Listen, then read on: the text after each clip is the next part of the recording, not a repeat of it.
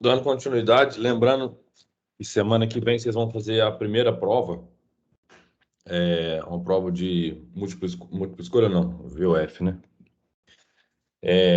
Qual matéria? Tudo praticamente que a gente viu desde o início desse bimestre, tá bom? Então, assim, agora a gente entra mais especificamente em alguns dos pensadores da Grécia Antiga. Eu acredito que eu já tenha falado, me demorado bastante para explicar, né, a relação entre Logos, Físis e Arqué. Quem ainda tiver dúvida, eu aconselho a ler o material didático que está disponível lá no Moodle e a rever os vídeos, tá bom?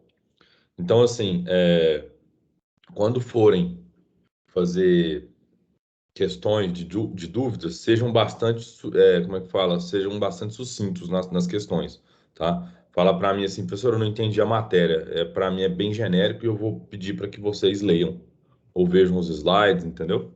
Então, assim, os vídeos lá no perfil, perdão, na lista lá do YouTube já estão todos disponíveis, tá bom? E quaisquer coisas, o atendimento do aluno, hoje das 15 às 17 horas. Então, a gente vai iniciar digamos, a gente vai iniciar o pensamento, não o pensamento, mas iniciar o estudo em cima do pensamento do Heráclito. E ele é um filósofo da cidade de Éfeso, lá na Grécia Antiga, né? E ele viveu entre os séculos, né, os anos, na verdade, 535 a.C. e 475 a.C. Se eu não me engano, do século V ao século VI, né? Antes de Cristo. E ele também é conhecido como o pai da dialética, e a gente vai entender o que vem a ser a dialética logo mais, tá bom? Heráclito, ele é o pensador do tudo fluir, ou do devir, tá? E ele vai utilizar o fogo como um símbolo, e isso tem que ficar bastante claro. O fogo não é o princípio que está contido em tudo, mas o fogo, por Heráclito, ele explica o movimento, tá certo? E o movimento é basicamente a essência da realidade, porque tudo está em constante mudança. Dito de outra forma, né, a palavra que vai aparecer aqui, uma palavrinha nova, um verbo, né, é o devir, ou seja, tudo aquilo que está por vir, tá bom? Então, ele vai explicar essa dinâmica, na realidade, a partir da imagem do fogo. Então, o fogo ele não surge como um elemento que constitui, né, a matéria, tal como a água era para o Tales de Mileto.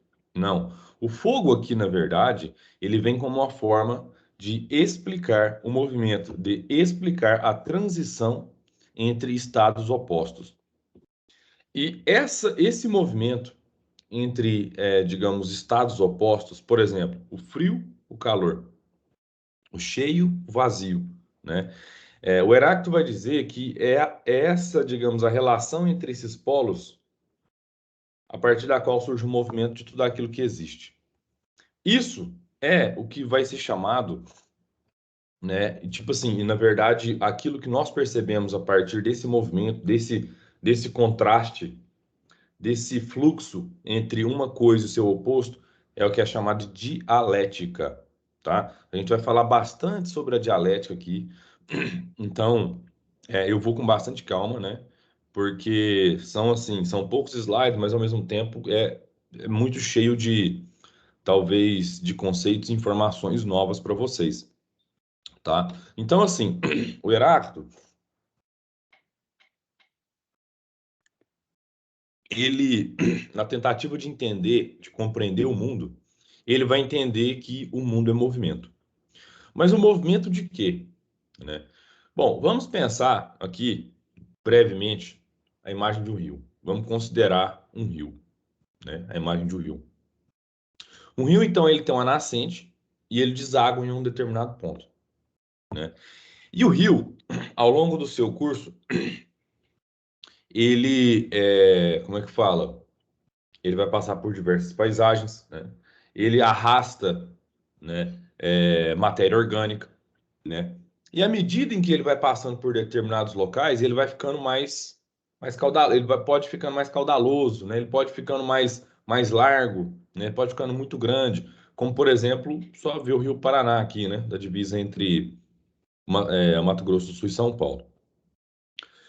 E uma coisa curiosa no rio é que a água, ela segue um fluxo, né?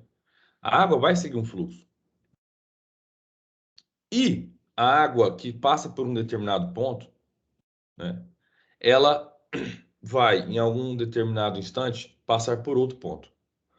Essa imagem que a gente tem aqui, né, de um rio que, de alguma forma, ele segue o seu fluxo, né? O rio segue o fluxo.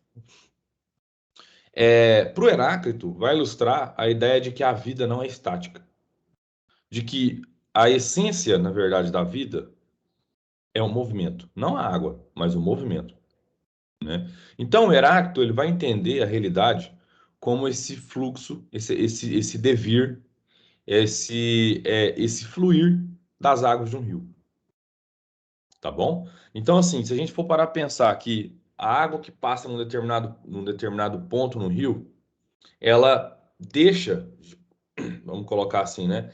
Ela deixa de passar aqui e, em outro instante, ela vai estar aqui, tá? Então, digamos, esse contraste entre, digamos, alguma coisa que foi e alguma coisa que é o que o Heráclito vai entender como sendo a essência, né, do movimento e basicamente da vida como um todo, tá bom?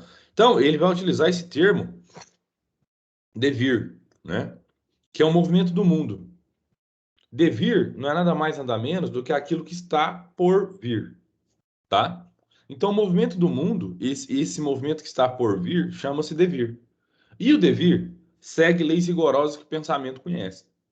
Então, Heráclito vai falar que o movimento do mundo ele pode ser apreendido pelo pensamento, pela razão, né?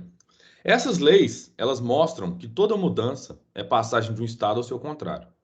Então, lembra que eu falei agora há pouco, que a dialética vai ser o entendimento de uma coisa que ela, digamos, vamos pensar a trajetória da luz ao longo do dia. Vamos pensar o que é a divisão de um dia, como hoje, por exemplo, terça-feira, né? Como é a divisão de um dia entre dia e noite. A passagem de um movimento para o outro é o que o Heráclito vai acreditar, né, e vai afirmar como sendo, digamos assim, a essência da vida. Tudo está em movimento. Então, numa hora, o Sol está no céu, nos iluminando. Em outra hora, o que vai aparecer vai ser a Lua. Essa transição entre esses momentos do dia e da noite, da luz e da escuridão, é, assim, na verdade, vamos colocar de uma forma bastante clara, é o que a gente vai começar a entender como sendo a dialética. A dialética não é nada mais nada menos do que a transição de um estado ao seu negativo e, consequentemente, em uma síntese. Ou seja, o dia não é o dia como um todo, tá? Eu estou falando assim, a terça-feira, vamos colocar desse jeito assim. A terça-feira, ela é, na verdade, dividida entre 12 horas de luz e 12 horas de noite. Então, aquilo que nós conhecemos como sendo um dia da semana, ela vai ser dividida entre um momento de luz e um momento de escuridão, tá? Ou seja, toda essa ilustração que aparece por aqui, nessa transição digamos, de um estado de luz para um estado da ausência de luz, né, é o que vai ditar a nossa sensação de tempo, ou seja, a sensação de que o tempo passa, a sensação de que o tempo flui, tá? Isso, de alguma forma ou de outra, nos dá a ilusão de movimento. Tá? Então, o Heráclito vai falar que o movimento, na verdade, é a transição de um estado para o outro. E essa transição de um estado para o outro, sendo que esse estado, vamos colocar de uma forma, né? É um estado X e esse é o seu contrário, vocês vão concordar comigo que o dia é contrário à noite, o claro é contrário ao escuro, o quente é contrário ao frio e o seco é contrário ao úmido, não é? Então, essa transição de um estado para o seu contrário é o que nos vai fornecer a ideia de que as coisas movimentam, de que as coisas mudam, tá certo? Então, Heráclito ele vai entender a realidade como sendo esse constante jogo entre opostos, tá? E não são opostos que são, digamos, que estão, digamos, como é que eu posso falar? É, que, como é que eu posso dizer isso? Oposto tal, tipo como às vezes a gente pode passar na nossa cabeça, né? O bem e o mal. Não, são opostos que eles são necessários entre si, tá? Eles são necessários. Assim, o Heráclito, ele vai observar que a realidade, ela é completamente permeada por esses opostos, né? Então, aqui existem diversos exemplos que a gente pode ilustrar, né? Então, tipo assim, o bom, o mal, o cheio, o vazio, o um, muitos, o uno e o múltiplo, e por aí vai. O devir, então, é a passagem contínua de uma coisa ao seu estado contrário. E o Heráclito vai colocar que essa passagem não é caótica. Ela vai obedecer a leis determinadas pela física, ou seja, pela natureza. Tá? Então é interessante a gente ver, né, que o Heráclito, na verdade, ele não coloca. Nós vamos ver daqui a pouco, então, por que que ele fala no fogo, né?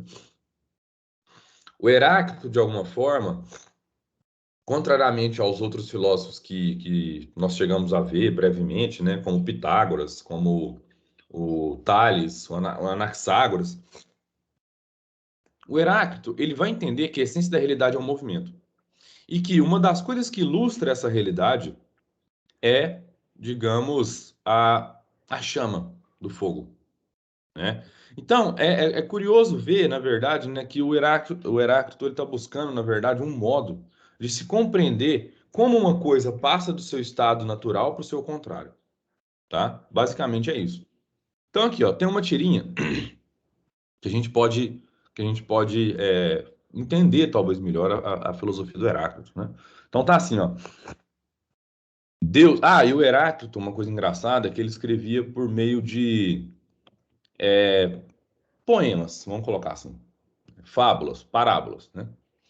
Deus é fogo e Deus cria todas as coisas, incluindo a alma humana. A razão, o logos, é o fogo da alma, aquilo que dá vida ao ser humano. E ela está presente em todas as coisas. Assim, apesar de todos os homens serem diferentes, eles são unidos pela mesma chama, né? E apesar dos homens sempre discordarem, o que está em oposição está em acordo. E da diferença vem a mais bela harmonia. Assim como no fogo existe a constante mudança, é apenas pela tensão entre os opostos que o universo encontra ordem. Então, o Heráclito ele vai entender digamos, a essência da realidade, né, a partir da imagem do fogo, tá? E da mesma forma que digamos assim, que a chama, se a gente for parar para ver, né, o fogo, ele está em constante mudança, a chama do fogo, ela nunca é uniforme, né? Ele vai encarar a realidade da mesma forma. Assim, esse momento é um momento em que eu viro e falo o seguinte, que quando a gente pensa nos filósofos pré-socráticos, né, no estabelecimento da arqué, do logos, da physis, né, a gente vai encontrar isso no Heráclito. No entanto, eu vejo a presença do fogo na filosofia do Heráclito mais como uma forma de ilustrar o movimento, mais como uma forma de compreender como uma coisa deixa de ser aquilo que ela é para se tornar o contrário. Basta entender, por exemplo, qual que é o efeito do fogo sobre um carvão, por exemplo, né? Então, a gente acende o carvão, demora a pegar fogo, mas no momento que ele pega, ele vira o carvão, ele fica em chamas, né? E logo em seguida depois de brasas e depois vira aquele pó. Ele diz que exatamente esse movimento, né, que uma coisa deixa de ser aquilo que ela é para se tornar o seu contrário, esse movimento é um movimento dialético, é um movimento que, de alguma forma ou de outra, o carvão, no final desse processo, ele não vai existir mais, ele não é mais carvão, né? Mas é uma parte essencial à vida. Da mesma forma que, por exemplo, que uma mariposa precisa passar pelo estado de casulo para se tornar uma borboleta. Não, uma mariposa não, uma lagarta, né? Uma lagarta precisa passar pelo seu estado de casulo para virar uma mariposa ou uma borboleta. Tá? Então, entendam isso, entendam que, tipo assim, que o Heráclito ele vai buscar explicar esse movimento a partir da imagem do fogo, tá certo? Então, a realidade para ele é a harmonia dos contrários. Como assim a harmonia dos contrários? Tudo aquilo que existe e o seu contrário, né? O frio, o calor. Ele vai colocar a realidade como sendo, na verdade, um jogo eterno entre esses contrários. A realidade, a tudo aquilo que nós estamos vendo, a natureza, o cosmos, o universo, tudo. Tudo no universo pode ser colocado como uma perspectiva de contrários, numa teia de contrários. E ele vai falar que é esses contrários que, de alguma forma, eles vão causar harmonia, né? Então, assim, a ideia dos contrários digamos, para pensar o seguinte, que só existe um movimento porque existe a passagem de uma coisa ao seu contrário. É isso. Vocês entenderam isso? Então, basicamente, o que nós vamos ter, né, aqui, né, é que tudo aquilo que não deixa de existir, se tudo não cessa de se transformar perenentemente, né, como explicar que a nossa percepção nos oferece as coisas como se fossem estáveis, duradouras e permanentes? O que está querendo dizer aqui? Basicamente, o que nós vamos ter, né, é, basicamente, o que nós vamos ter aqui é uma, e eu acho isso interessante, né, é, é, é é uma ideia do seguinte, que a nossa percepção, né, a nossa percepção, ela vai apenas entender que existe uma transformação de uma coisa para o seu oposto, né? E a partir dessa percepção, a gente cria uma lei que estabelece, né, que as coisas elas passam, né, passam de um estado e alcançam outro. Eu vou falar uma coisa aqui que eu quero que vocês lembrem-se disso que eu estou dizendo, dessa questão de como a percepção, ela na verdade, a percepção humana, ela na verdade, ela vai perceber o movimento das coisas, vai perceber que as coisas do mundo são transitórias. Porque lá na frente, quando a gente for estudar o Platão, a gente vai ver isso, tá certo? A gente vai ver isso mais detalhadamente. Então, como a gente já tem falado sobre essa imagem do fogo, né? Então, da guerra dos contrários, ou seja, dos opostos, das oposições que existem na realidade, o Heráclito vai falar que existe harmonia. Essa é a primeira coisa.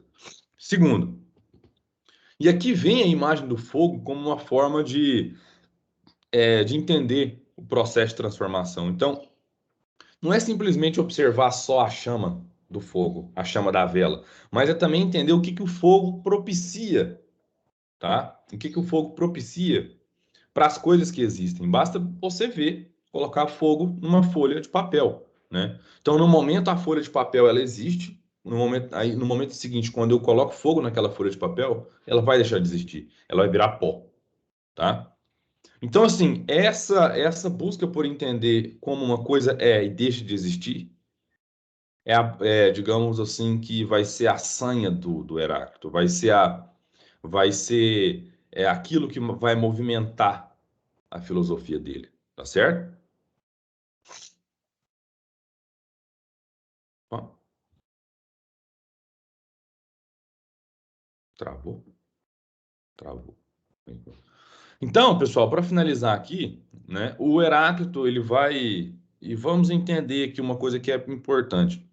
O Heráclito ele explica o movimento da realidade, né, numa perspectiva como sendo equivalente à chama de uma vela. Em outra perspectiva semelhante, ele vai explicar como sendo um rio, né? E é do Heráclito que vem aquela frase, né? Uma famosa frase: nunca nos banhamos duas vezes nas águas de um mesmo rio. Vamos lá. Tudo flui, era a máxima do Heráclito, né? Mais famosamente formulada como: você não pode entrar duas vezes no mesmo rio. Na segunda vez, não vai ser o mesmo rio e você não será mais a mesma pessoa. Então, o interessante na filosofia dele é que tudo é transitório, primeiro, né? Então vamos lá.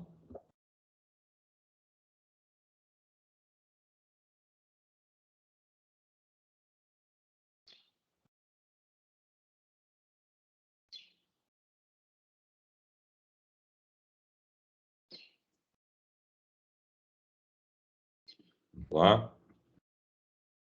Então, hoje nós estamos falando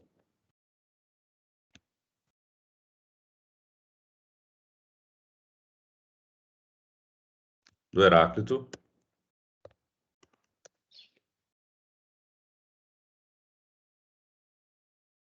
e a filosofia do devir, então.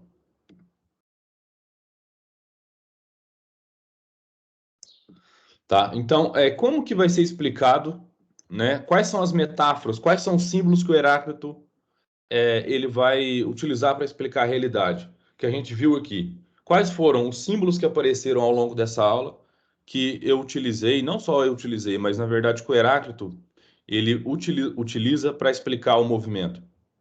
Vamos lá. O que que vocês lembram? Quais foram os símbolos? Apareceram dois. O fogo, isso, Gustavo. E que mais? Isso, Gabriela, o fogo. E que mais? E os opostos? Os opostos. E tem um mais simples, que acabou de aparecer aqui. Nunca nos banhamos duas vezes nas águas do mesmo? Rio. Isso, exatamente. O rio, ou a ideia da água. Perfeito. Então, nós temos aqui, né, o seguinte, né? Então, aparece no Heráclito praticamente dois elementos. Olha que curioso. Então, aparece o fogo e aparece a água. Esses elementos, eles são como, eu acho que foi quem falou que os opostos.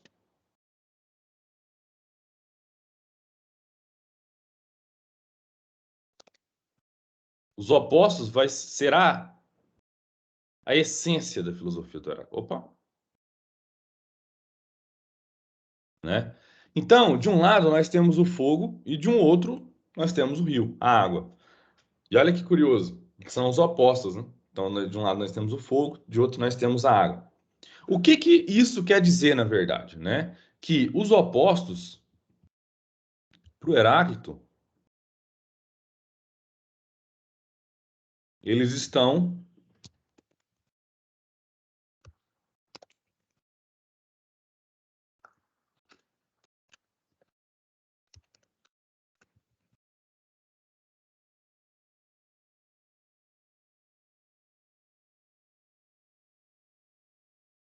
né? E quais são esses opostos? Aí é muito simples, né? Se a gente falar assim, ó, frio. E, na verdade, a gente não fala frio, né? A gente fala privação de calor, né? Por exemplo, o fogo, a água, o que mais? O certo, errado, moralmente certo, moralmente errado. O que mais? Vamos lá, o claro, o escuro, né? Então, o movimento vai ser o seguinte, olha só, eu vou ilustrar isso utilizando alguns termos lógicos, tá? Então, deixa eu ver aqui, tá? Vou usar P. Esse símbolo aqui, ele vai simbolizar a negação, tá? Vamos lá. Deixar de um lado aqui.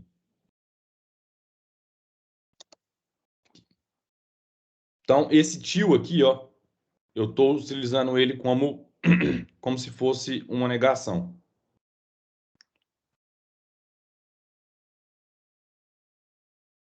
Então, a passagem de um estado ao outro, do frio ao calor, do fogo, da água, do certo, do errado, é o que o Heráclito vai categorizar como sendo movimento, certo? Então, o movimento é a passagem, né, de uma coisa ao seu contrário. E agora vem uma coisa aqui que talvez pode soar meio complexo, tá? Mas, assim, é algo muito simples. Então, à medida que você entende isso de uma forma literal, mais fácil vai ficar. Gente, a realidade é a síntese desse movimento.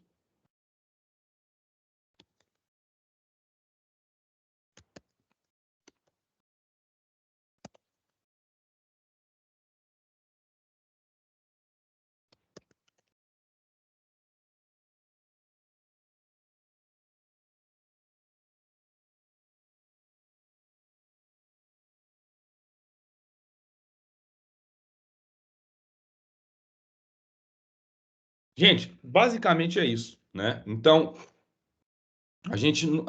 uma das coisas interessantes, né? Então, o Heráclito vai falar, né, que nunca nos banhamos duas vezes, né?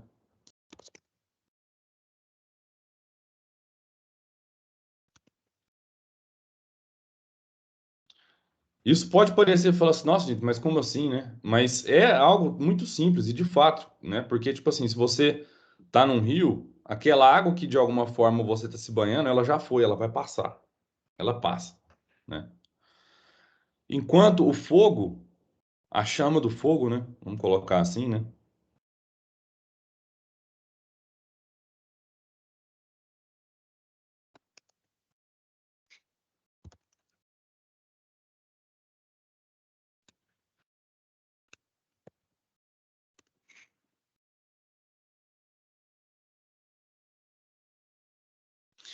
Então, basicamente, o que nós temos da filosofia dele, resumidamente, seria isso, né? Então, o Heráclito, ele vai utilizar, na verdade, a imagem do fogo, a imagem do rio, para entender, né? Para entender o movimento. E o movimento é o quê, Gabriela? O movimento é o quê?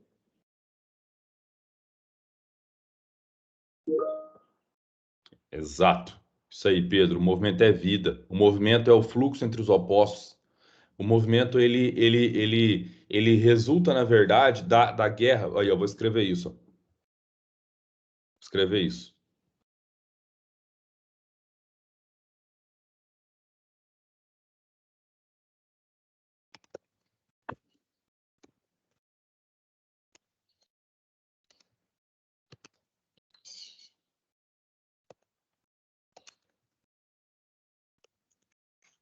A vida sem movimento não é vida, né? Então, isso é interessante, tá? É interessante entender como, na verdade, o Heráclito ele está, na verdade, entendendo a realidade como sendo esse eterno devir, esse eterno movimento, que outro conceitinho que a gente viu, né? Então, o devir, né?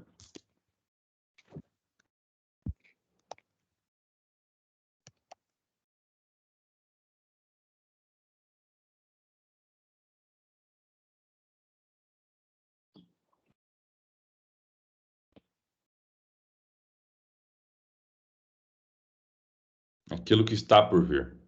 E ele é explicado pela imagem do fogo e da água. Gente, é isso. Vocês entenderam? Ficou claro para vocês? Alguém tem alguma dúvida?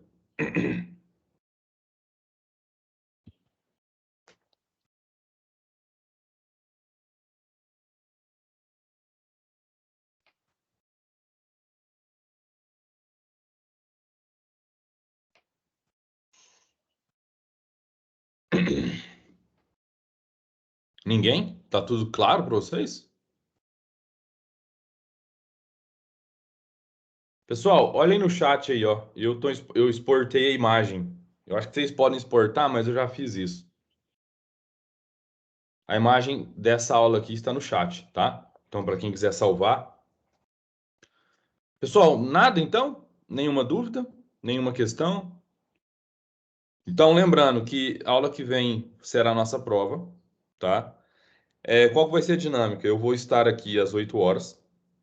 Vocês fazem a prova e voltam para cá, tá certo? Eu só vou aceitar que as pessoas que estejam aqui não façam a prova se elas tiverem algum compromisso, algo inesperado que possa porventura ter ocorrido, né? Lembrando de uma coisa, né? A prova então tem duração de 40 minutos e ela é composta por, se eu não me engano, quatro questões e dentro delas outros itens de VOF. Exatamente, Gabriela. Eu vou copiar isso que você falou aqui, porque você sintetizou bem.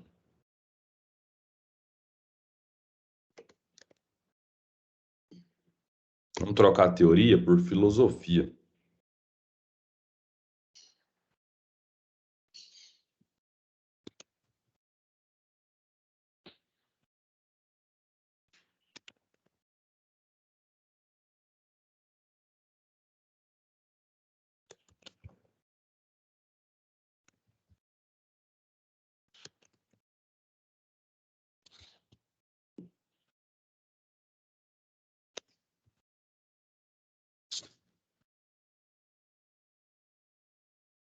Aí, Gabriela, só a frase, ó.